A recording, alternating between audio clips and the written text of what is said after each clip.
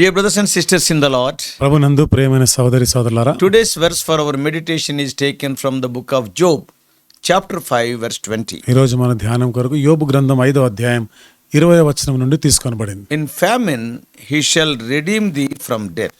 క్షామకాలమున మరణము నుండి నిన్ను తప్పించును. Job was a righteous man, యోబు నీతిమంతుడు, but he was seriously afflicted by the destructive hand of Satan. అయితే సాతాను యొక్క నాశనకరమైన హస్తం చేత ఎంతో తీవ్రంగా బాధ అనుభవిస్తున్నాడు. He was subjected to deep distress and pain. ఆయన ఎంతో తీరనిటువంటి ఒక బాధ వేదన గుండా వెళ్ళాడు. Although he kept silence for a time, కొంతకాలం వరకు మౌనంగా ఉన్నా గానీ Job finally cried out to the Lord in anguish.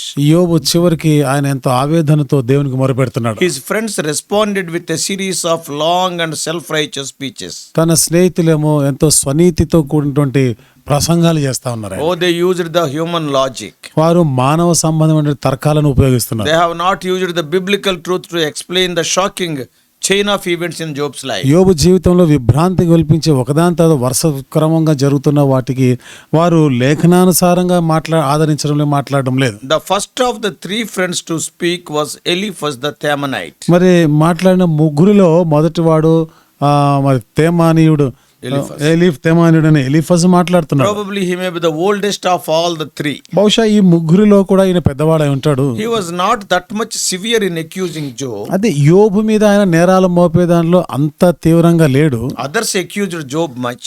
మిగతా వారికి ఎక్కువగానే యోబుని వాళ్ళు నిందిస్తున్నారు. Eliphaz begins by noting that in the past Job comforted others in their troubles.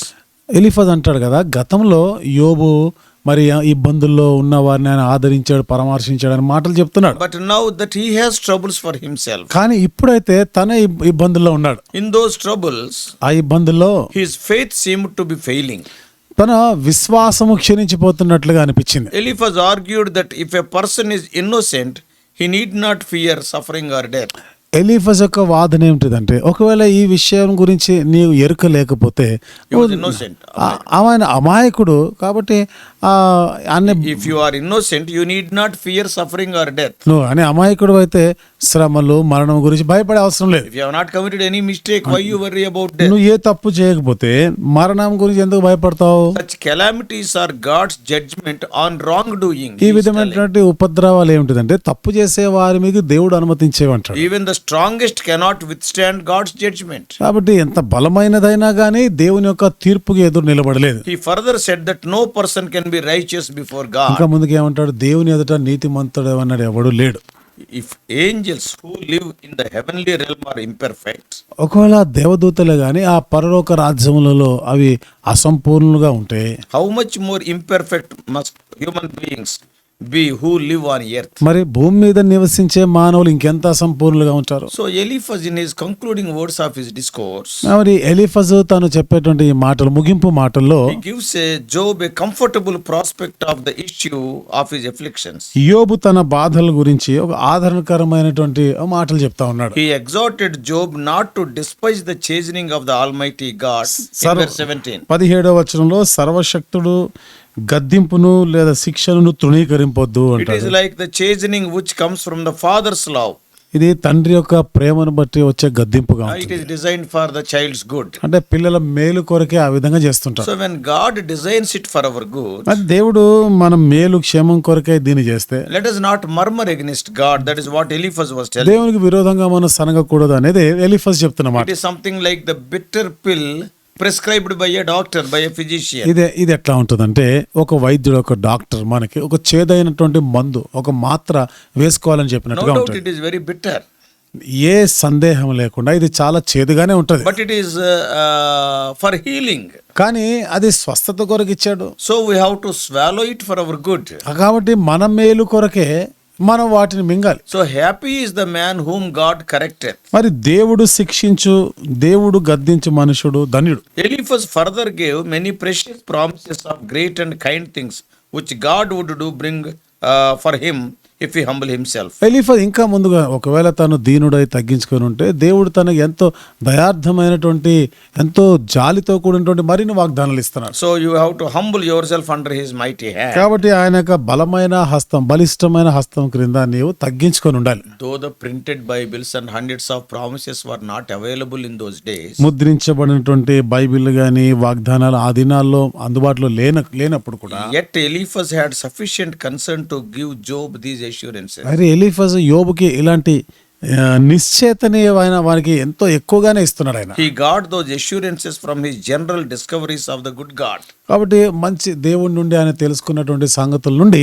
ఈ విషయాలని యోబుకి చెప్తున్నాడు. This is where the verse of our meditation appears. ఇక్కడ మన ధ్యానం కొరకున్నటువంటి వచనం కనబడుతుంది. Eliphaz was talking about famine and war. Eliphaz ఇక్కడ క్షామము, యుద్ధం గురించి He మాట్లాడుతున్నాడు. was saying that when desolating judgments are abroad, ఆయన ఇక్కడ ఏమో చెప్తున్నాడు కదా, మరి ఆ తీర్పులో when they are everywhere, అంటే ఈ ప్రతి చోట కూడా ఈ తీర్పులు ఉన్నప్పుడు God will take care of Job under his special protective care. దేవుడు యోబుని తన ఒక ప్రత్యేకమైనటువంటి ఒక భద్రత కాపుదల్లో ఉంచుతాడు. Many people may perish for want of necessary supports of life. చాలా మంది వారి జీవితానికి ఆధారంగా ఉన్నటువంటి ఆ సంగతులు లేని కారణాన్ని బట్టి నశించిపోవచ్చు. In the time of extreme want of provision, చూడండి, మన ఈ సదుపాయాల అవసరత ఉన్నటువంటి ఆ సమయంలో God so cares for his dear people that they shall not be starved to death by famine. దేవుడు తన ప్రియులైనటువంటి బిడ్డల గురించి ఎంత జాగ్రత్త తీసుకుంటాడంటే క్షామం వలన వాళ్ళు నశించారు. In the Bible we can see great saints. Bible గ్రంథంలో గొప్ప గొప్ప భక్తులు, పరిశుద్ధుల గురించి మనం Yeah, చూడొచ్చు. people like Abraham,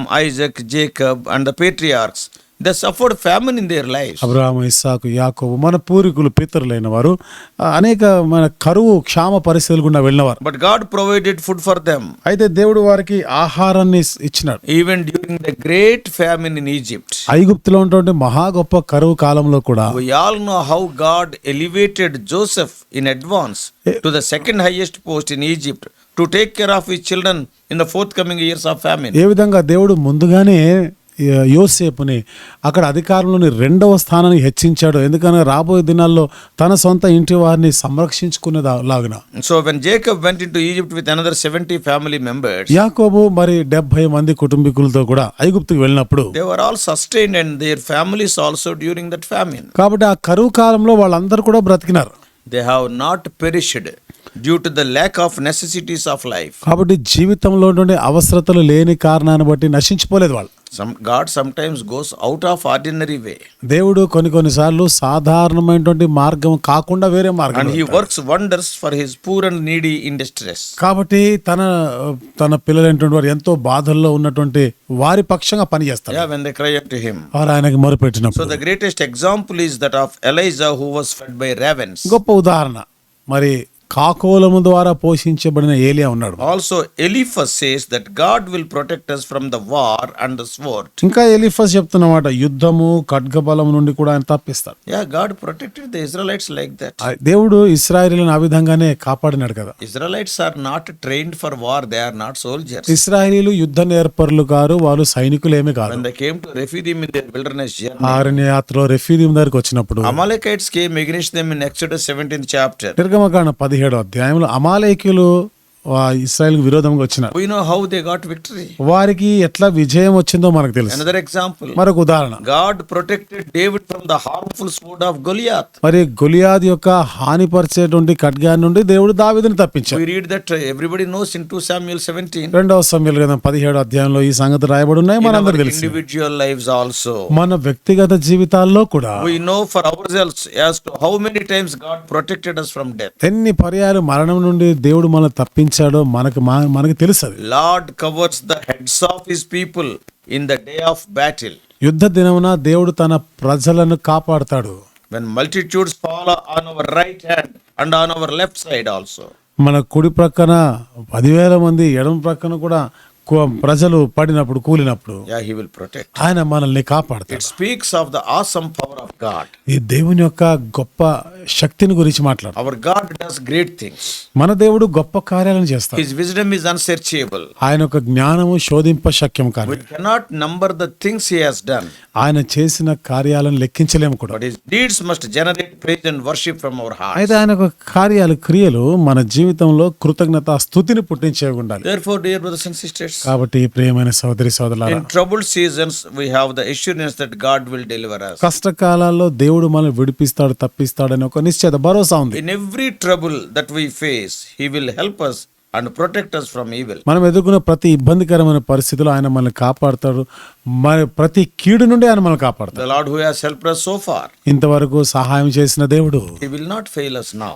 మన విషయంలో ఆయన తప్పిపోడు. We must remember His deliverance so far in our lives and have the confidence that He will deliver us even in the days to come. మన జీవితంలో ఇంతవరకు కూడా ఆయన యొక్క విడుదలని మనం అనుభవిస్తున్నాం. రాబో దినాల్లో కూడా ఆయన మనల్ని విడిపిస్తాడనేటువంటి ఒక నిశ్చిత నమ్మిక May ఉంది. God help us to believe His promises. ఆయన వాగ్దానాలు నమ్మినట్టుగా దేవుడు సహాయం చేయను. If I ask you, నేను కానీ మిమ్మల్ని అడిగితే you can tell so many things that the Lord has done in your life. దేవుడు మీ జీవితంలో చేసినటువంటి అనేకమైన విషయాలు మీరు చెప్తారు. In my own life, He has done so many things. నా సొంత జీవితంలో దేవుడు ఎన్నో కార్యాలు So చేశాడు. never forget the past benefits. కాబట్టి గతంలో మనం పొందిన మేలులు అన్నాడు మర్చిపో. The God who helped us in the past, He will surely help us in the future also. గతంలో సహాయం చేసిన దేవుడు రాబో దినాల్లో కూడా తప్పక సహాయం చేస్తాడు. He is our loving heavenly Father. ఆయన మన ప్రేమ గల పరలోకపు తండ్రి. Let us pray. ప్రార్థన చేసుకుందాం.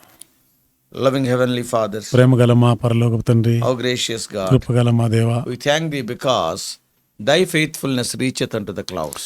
నీ విశ్వాస్యత ఆకాశం అంటుచున్నది గనుక నీకు వందనాలు చెల్లిస్తాం. O Lord, Thou hast protected us in the past. దేవా, గతంలో మీరు మమ్మల్ని కాపాడినారు. Even when we see the lives of the patriarchs, మా పూర్వీకులు మా పితరుల జీవితాల్లో కూడా people like చూసి Abraham, Isaac and Jacob, Abraham, ఇస్సాకు, యాకోబు లాంటి వారి even during the days of Joseph, యోసేపు దినాల్లో కూడా, in the case of, O Lord, Elijah, ఏలియా విషయంలో కూడా Thou hast protected them from famines. దేవా, కరువుల నుండి నువ్వు వారిని కాపాడినావు. O Lord, Thou hast protected Thy people many times from the war and sword. నీ ప్రజల్ని అనేక పర్యాలు యుద్ధము ఖడ్గము నుండి నువ్వు తప్పించు. You are not changed. నువ్వు మారిపోలేదు. Help us to believe You completely. సంపూర్ణంగా ప్రభువు నీ యందు నమ్మిక ఉంచటకు సహాయం Thank చేయండి. Thee for these words of Eliphaz the Themanite. ప్రభువా, తెమానీయుడైన ఎలీఫజు పలికిన ఈ మాటలను బట్టి వందనాలు. Not only they were an encouraging statements to Job, even to us also they are encouraging. యోబునకు ప్రభు ప్రోత్సాహకరమైన మాటలే కాకుండా మమ్మల్ని కూడా ప్రోత్సహించే మాటలు. Guide us throughout this day. దినమంతా కూడా మమ్మల్ని నడిపించండి. In Jesus' precious name we pray. యేసు ప్రభు అమూల్యమైన నామములో ప్రార్థించి వేడుకుంటున్నాము తండ్రి. ఆమేన్. God bless you all. Please subscribe for more spiritual messages to the YouTube channel John Victor Telugu Messages.